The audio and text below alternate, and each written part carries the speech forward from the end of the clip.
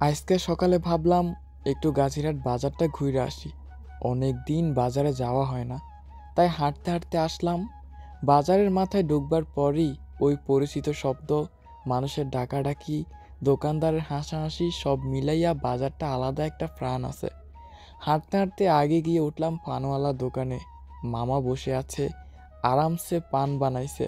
আমি গিয়ে বসলাম আর বললাম, মামা, বাজার কেমন চলছে?"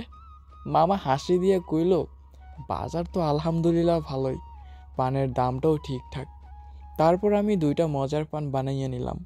পানওয়ালার সাথে এমন গল্প করলে বাজারের শুরুটা কেমন জানি জোশ হইয়া যায়। তারপর সামনে যেই মুদি দোকান আছে ওইখানে ঢুকলাম। চিনি, লবণ, তেল এই কয়েকটা খরচাপাতি নিলাম। দোকানদারের সাথে 2 মিনিট গল্প হইল। গ্রামের মানুষজনের গল্প শুনতে ভালোই লাগে। বাজারের মধ্যে হাঁটতে হাঁটতে মনে হচ্ছিল, এই হাওয়া, এই মানুষ, এই চলাফেরা, গ্রামের বাজারে একটা আলাদা শান্তি আছে। এরপর রাস্তাটা ধরে একটু বাজারটা ঘুরে দেখলাম। রাস্তার পাশে দেখি মরিচ, বেগুন, টমেটো সহ নানা রকম গাছের চারা সাজাইয়া রাখছে। চারা দেখতেই মনটা খুশি হইয়া গেল।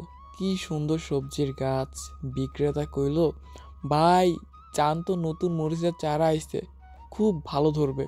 আমি দাঁড়াইয়া সবগুলো দেখে নিলাম। গ্রামের মানুষ যে কষ্ট করে এগুলা বানায়, এটাই তো আসল শক্তি। চারপাশে বাজারের চিৎকার, কেউ ডাইকে বলতেছে, "টাটকা সবজি নেবেন?" কেউ বলতেছে, "ডিম নতুন আইছে।" এইসব শুনতে শুনতে কেমন জানি নিজের ফিলিংসটাই গ্রাম্য হয়ে যায়। আজকে পুরো বাজারটা ঘুরা মনে হইল, বাজার শুধু জায়গা না, একটা গল্প, মানুষের জীবন, হাসি, পরিশ্রম সব মিলাইয়া তৈরি হয়েছে এই গাছিরহাট বাজার। দিনটা মোটামুটি দারুণ কাটলো। যাত্রার শেষ দিকে আবার একবার বাজারটা দেখে নিলাম।